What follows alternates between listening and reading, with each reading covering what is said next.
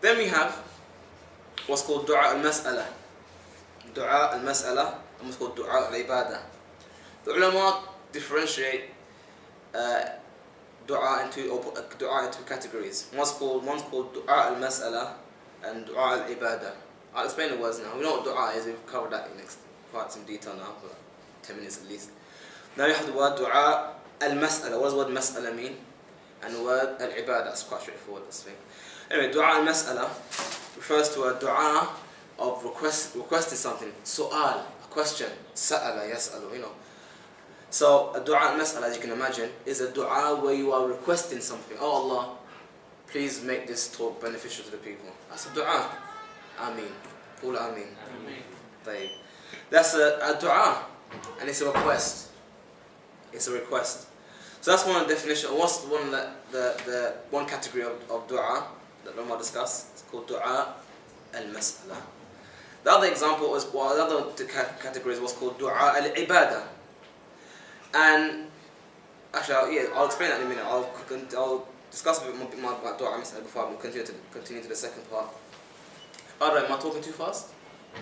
No, it's fine. But I do sometimes go there. Anyway, Dua al-Mas'ala has three categories, or three ways it could occur. When a person asks Allah, that's one. When a person asks other than Allah for something that they have no ability of being able to fulfill it. Number two, when someone asks other than Allah and has the ability to fulfill it. So, example the first one, like I just said, making dua to Allah for something. Oh Allah, please give me 10 children. You know, that's asking Allah for something that is not in our ability. It is not in our ability. I know some are thinking, yeah, but I'm sure I have the ability to try have children, you know what I mean?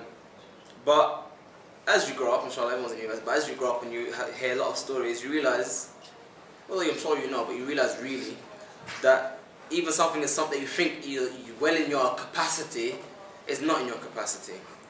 I just heard a story this the other day of a couple who have been trying to have children for 15 years. Went to doctor here, doctor there, even travelled abroad to find out what's wrong. And every doctor said there's nothing we can see is wrong. And when they gave up hope, thought, you know what, let's just get on with life. Now, mashallah, they've got 3 children. Not in our ability. Nothing to do with us. Nothing to do with us. So anyway, that's something you would ask Allah for.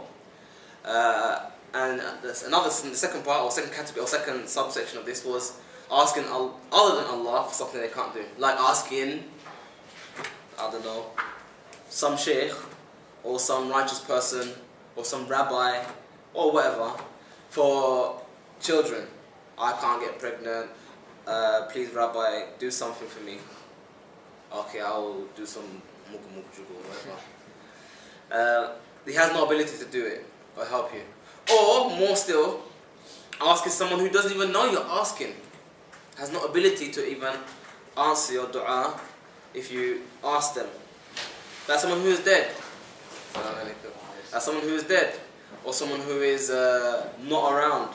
For example, so you'd be surprised, like I said, we're all, mashallah, all in university, we've got, mashallah, some sense in our heads.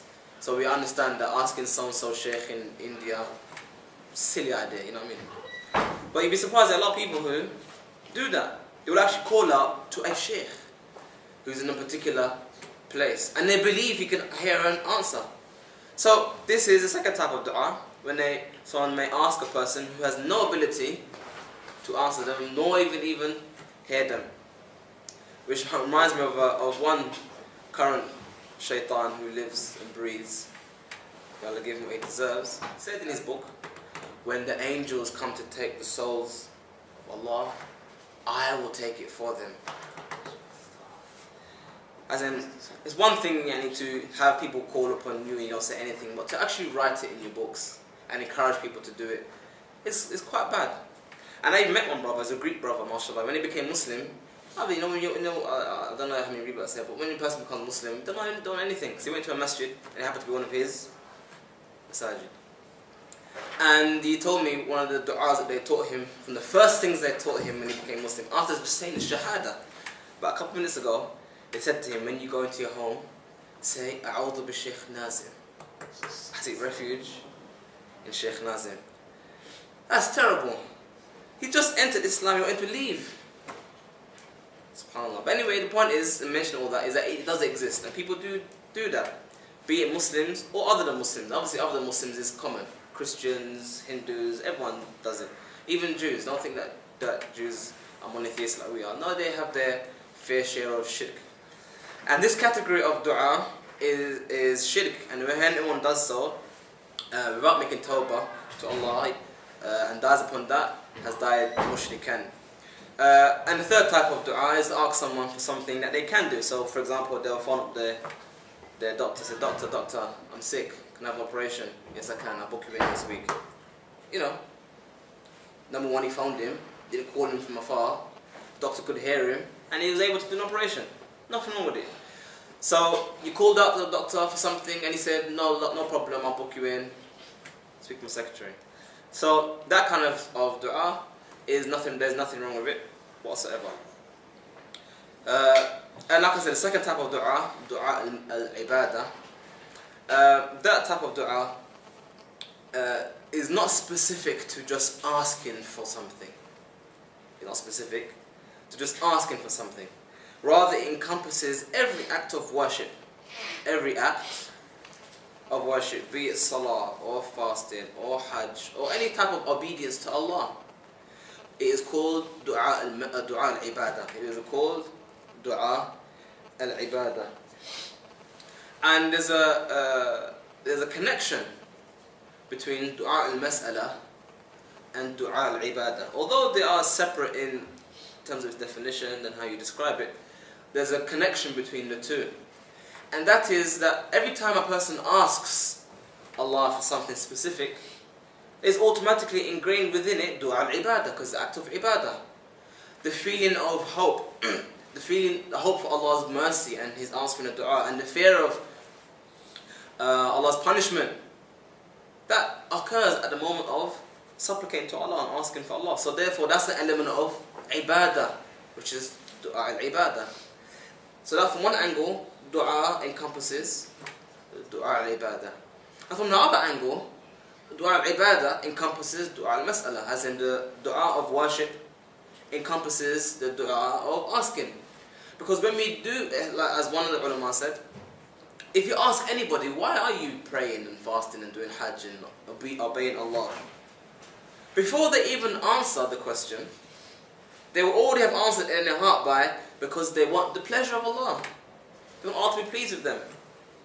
They want Allah, that they're hoping for Allah's mercy Yawm al-Qiyamah. On the day where everybody will only be concerned about themselves, where a woman will throw away her own child, but only concerned for herself out of sheer fear of Allah's punishment. And this element of feeling inside, that is the dua al-ibadah. And that kind of encompasses the reason why we do salah and zakah and hajj and so on and so forth, is because we are indirectly requesting for Allah's mercy, for His Jannah, and are requesting safety from Allah's punishment. It's indirectly woven into why we do what we do. So indirectly, when you do salah, when you give zakah, you're technically asking without word, you're asking by word, oh Allah, give me Jannah, save me from hellfire, reward me, be pleased with me, make me from your ibadik as-salihin. So dua al-mas'ala and dua al-ibadah, they are separate in their nature, but they are interwoven with each other. And Allah mentioned something similar to this in the Quran. Allah said, وَقَالَ رَبُّكُمْ ادْعُونِي أَسْتَجِبْ لَكُمْ.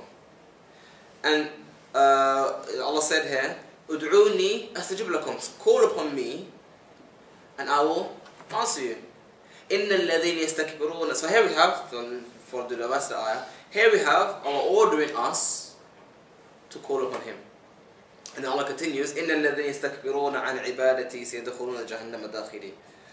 And those who are arrogant from our worship, we will enter into hellfire humiliation. So Allah said, call upon me and I'll answer you, and whoever's too arrogant to worship me, Allah said to call upon me. He said make dua, and then said whoever's too arrogant to worship, highlighting that dua is worship and worship is dua, the interchangeable, the interlinked. And that was in one ayah. It wasn't like two separate ayahs in two separate places. That was one ayah. And ulama use this as an example of how the two are interwoven. And there's another ayah, but I'll quickly move on. There's one quote I had here from Imam Shawkani. I think it's later on. So everyone, hopefully, inshallah, should have got the definition, or not definition, got the understanding of dua. What is dua? The different types of dua, and at least understood when dua is required, when dua is forbidden, and when dua is jais.